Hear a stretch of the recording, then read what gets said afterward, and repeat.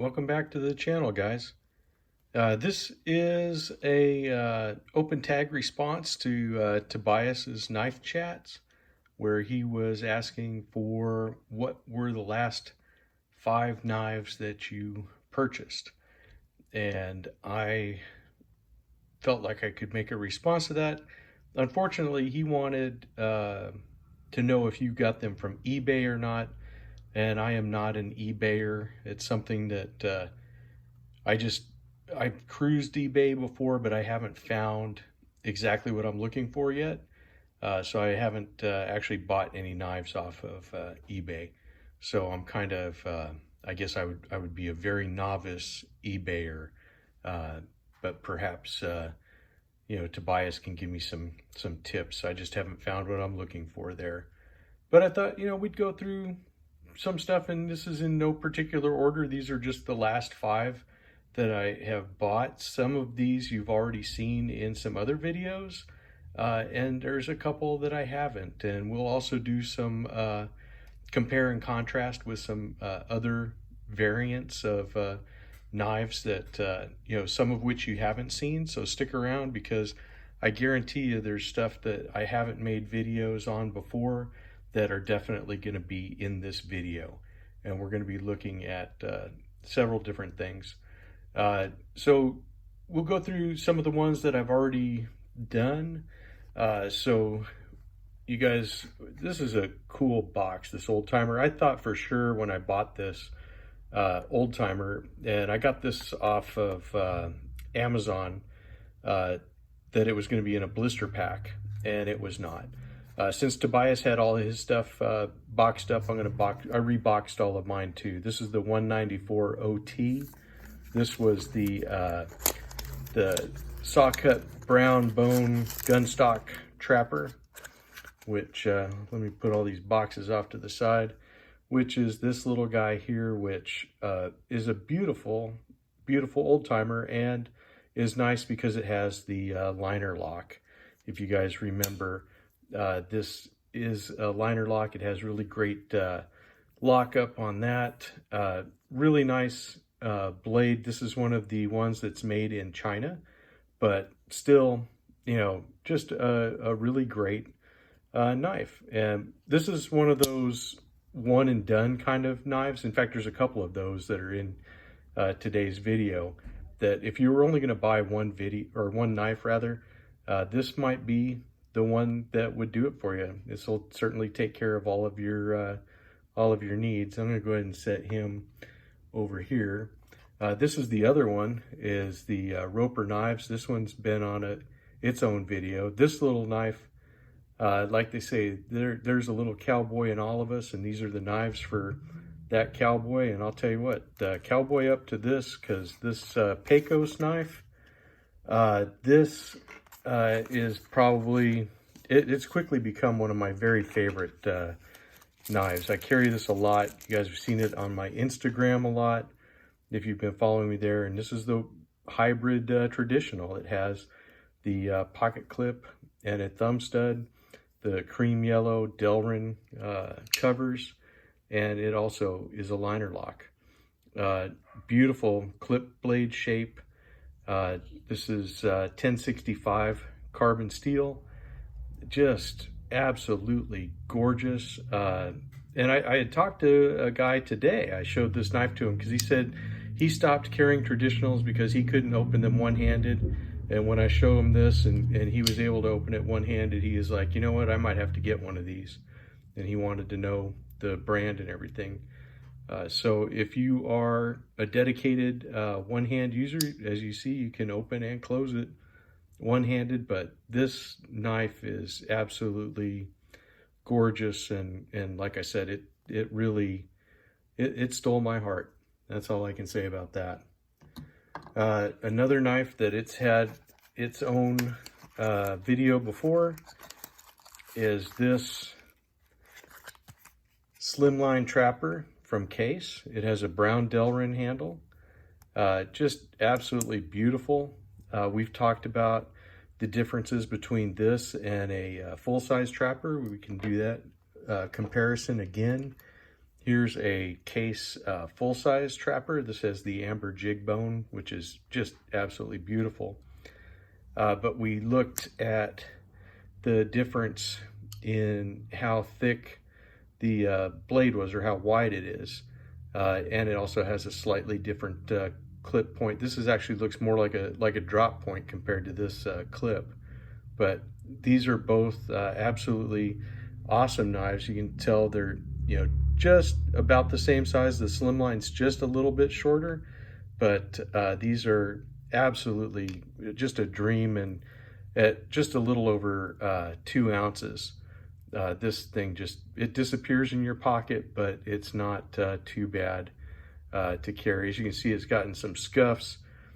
As they say, the first scratch is the hardest one, and this guy took a dump onto a concrete ground outside of a place I was working. I dropped it and it still kills me. I'm going to see if this will buff out with a little case paste or something. I'll have to pick some of that up. But yeah, that just it breaks your heart whenever you get scratches that you don't intend to be on your knife. That's always no fun. But here is a one that has not been on the channel, but it has been on my Instagram. This is the Robert Kloss yellow copperhead. And it comes in this really nice box. I don't know much about the Robert Kloss company, but it says it's been around since 1834. And I was going to do some research for this video, but I did not. As you can see, what's kind of weird is, like, on the bolsters here, it has like this little ring, and it has it on this one too. And I didn't know if that would buff out or not, but as you can see from the pocket scratches and stuff, I just kind of said, oh well, whatever, I'm just going to carry it, take it to work and use it. It's got this mustard yellow Delrin, which is really nice, and it has this really classy shield on there with a little crown that says Kloss. This one has your standard clip point, and then it also has a California clip, it's almost more like a bullnose, but it is kind of like a long clip. So I don't know, maybe one of the guys in the comments can correct me or not. Really nice copperhead shape to the bolster. And this is another one where I was going to do a compare and contrast. Here is a Rough Rider. This is their denim one, and so you can see the copperhead's slightly different, but this has slant bolsters and not square bolsters. But again, it's got the clip point blade, and then it has the California clip or Turkish clip. Just really, it's a very very sweet knife. Let me check out that blade in comparison. Yeah, as you can see, it's almost a little more bullnose, almost more like a sodbuster shape. It doesn't, well, of course, this has the swedge, so that may be, this has no swedge, so that might just be an optical illusion. But yeah, we'll look at at that. So we have that with these two similar models of tools. And then, of course, here's the case copperhead, which, this is the year of the copperheads. So if you're going to get a case copperhead, half the year's gone, guys. You might want to pick one up if you're going to pick one up. Different models are going fast, but it has the clip blade, and then instead of a long clip point, it has this pen blade, which is a very very nice pen blade. So yeah, I just really think these copperheads are just too cool for school. I really like them. These have become quickly my favorite pattern, more go-to pattern. Let me get these guys over to the side. Our last one is CJRB, and this is my first CJRB. This is the kicker model, and you know I like the axis lock, and so this has their version of an axis lock on it. And then I also like the blade shape, and this has the carbon fiber covers, which I like. And it's got, you know, this blade shape is what talked to me. Was I said, oh, that is just really a beautiful and wicked looking little knife there. And it's got this little, you know, slide handle. I forget what they call this lock. I should have done some notes on this, but you know, I like to fly off the cuff here. And this is really the first of what I would say I have of a drop shutty knife. But it's kind of slow sometimes. As you can see, that one didn't it didn't fly out of there like I like, but if you hit it hard enough, then it does fly out of there.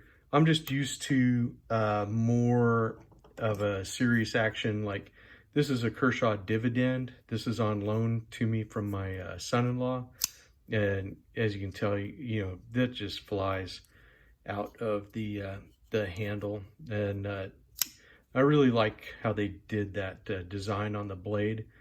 These are both in D2, which I'm trying to figure out how to do. I'm going to do a video that has to do with D2, some of its properties and stuff like that. So if you guys want to let me know in the comments if you'd like to see that, I would be glad to do that. Here's my other standby, and this is the Kershaw Weston, which is no longer made. I guess you can still get them on the secondary market, but just absolutely love this one.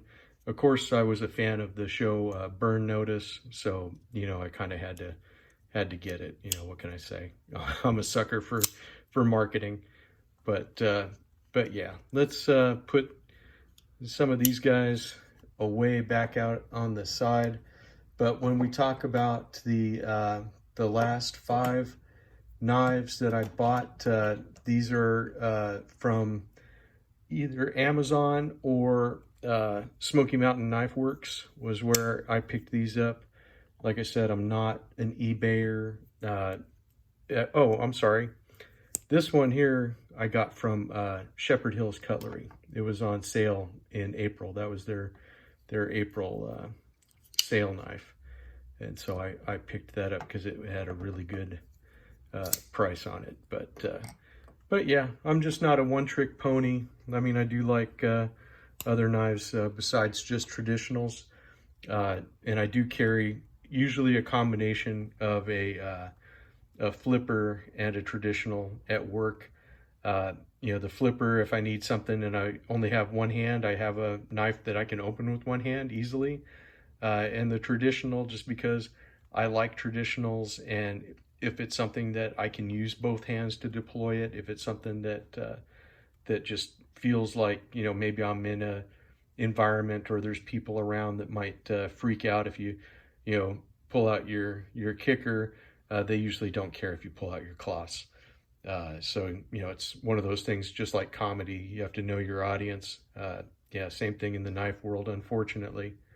But yeah, this is my response to Tobias. These are the last 5 that I bought. Sorry, Tobias, none of them were from eBay, but maybe in the future I'll have some eBay finds, and we'll go with that. So I want to thank everybody, all my subscribers. Recently, I just went over 100 subs. So I want to thank everybody that's been with me from the beginning, everybody that comments, everybody that gives me a thumbs up, and everybody that subscribes. I appreciate all of you. If you do leave a comment, I will give you a reply. That's just something I kind of had set as a goal, is that I will answer everybody that, if they take the time to write to me, the least I can do is appreciate them and write back. So I may not get to you immediately, but I won't leave you hanging either. That's all I can tell you. So I want to thank everybody again. It means a lot to me because this is, like I said, this is just kind of this is a fun hobby. Uh, and I just enjoy interacting with the knife community, the EDC community, everybody that's out there. It just makes my day. It's really brought a really a lot of enjoyment and pleasure to me. I hope that I'm doing the same for you, that you all enjoy this content as much as I do.